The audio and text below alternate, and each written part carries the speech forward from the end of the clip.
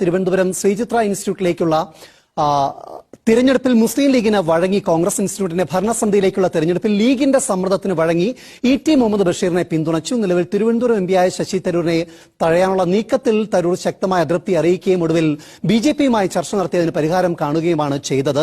ഡൽഹിയിൽ നിന്ന് മിജി ജോസ് കൂടി ചേരുന്നുണ്ട്. മിജി, ഈ വിഷയത്തിൽ ഒരു പരിഹാരത്തിന് ഹൈക്കമാൻഡിന്റെ ഇടപെടൽ എങ്ങനെയായിരുന്നു?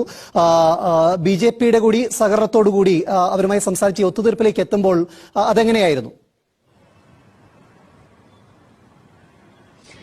ജെയിംസ്, സ്ഥലം എംപി ആയിട്ടുള്ള ശശി തരൂരും ലീഗിലെ മുതിർന്ന നേതാവും എംപി ആയിട്ടുള്ള ഇ.ടി. മുഹമ്മദ് ബഷീറും ഒരു സീറ്റിനായി ഉറച്ചുനിന്നതോടുകൂടി കോൺഗ്രസ് പ്രതിസന്ധിയിലായിരുന്നു. തുടർന്നാണ് ഹൈക്കമാൻഡ് ഈ വിഷയത്തിൽ ഇടപെടുന്നത്. ഇത്തരത്തിലുള്ള കമ്മിറ്റികളിലേക്ക് മത്സരിക്കുമ്പോഴും അല്ലെങ്കിൽ എംപിമാരെ നോമിനേറ്റ് ചെയ്യുമ്പോഴെല്ലാം അക്കാര്യത്തിന്റെ ചുമതലയുള്ളത് ലോക്സഭാ ചീഫ് വിപ്പായിട്ടുള്ള കൊടിക്കുന്നിൽ സുരേഷിനാണ്. അങ്ങനെയാണ് കൊടിക്കുന്നിൽ സുരേഷ് ഈ വിഷയത്തിൽ ഇടപെടുന്നത്. സംഘടനാ ജനറൽ സെക്രട്ടറി കെ.സി. വേണുഗോപാലുമായി ചർച്ച നടത്തി.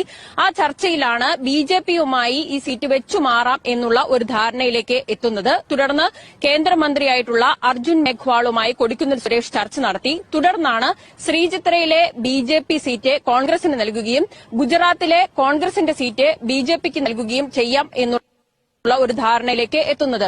പ്രത്യേകിച്ച് കേരളത്തിൽ നിന്നുള്ള ബിജെപിയുടെ 2 എംപിമാരും കേന്ദ്രമന്ത്രിമാരാണ്. അതിനാൽ തന്നെ ശ്രീചിത്ര